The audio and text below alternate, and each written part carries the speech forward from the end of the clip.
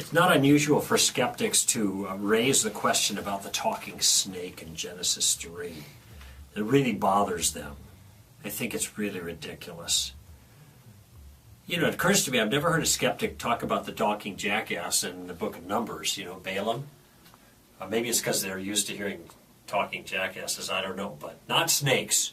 In any event, how do we respond to that particular issue? And the way to respond, I think, is to point out that these things have worldview ramifications, or maybe put a different way, a thing is either ridiculous or not ridiculous based on the worldview you're committed to. An atheist is committed to a materialistic worldview. In the atheist world, not only do snakes not talk, but snakes can't talk. Nor can donkeys for that matter, but that's another issue. And so consequently, if they read about snakes talking in the Bible, this must be really ridiculous, this must be stupid. But of course that would be true of any miracle in the Bible. And in fact, that's the way they respond. They just like to pick on this one because it seems the most bizarre. For Christians who feel uncomfortable about the snake talking, I just want to remind them that the talking snake is no different than any other miracle in the Bible. Page back a couple of pages to the first line of our story, and that line goes like this: in the beginning, God created the heavens and the earth. Now that's a miracle. That's the way our story starts.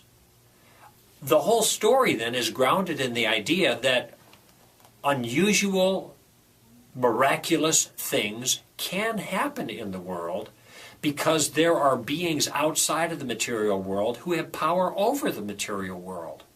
And if we have good reason to believe that the Christian narrative has some validity, and I think there is good reason scientifically to believe that that first line I just cited is an accurate representation, Big Bang cosmology confirms the idea that there was a beginning where everything came into existence, and our narrative, our story, explains how that all started. So if we do live in a world that was started the way the Bible says it was started, then things like talking snakes, though maybe not the kind of thing you'd run into every day, but certainly would be possible.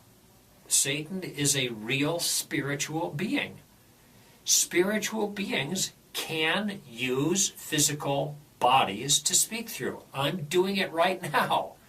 I am an immaterial soul speaking through a material body. You take my soul away, this body isn't going to talk. I'll be dead. So something like talking snakes, though it is unusual in our worldview, they're not impossible. And so I have no reason to take the text at anything but face value. Do I think that actually happened? Yeah, I think it did. Do snakes routinely talk? No. But anything can happen in a world where miraculous things are possible. Doesn't mean anything does happen.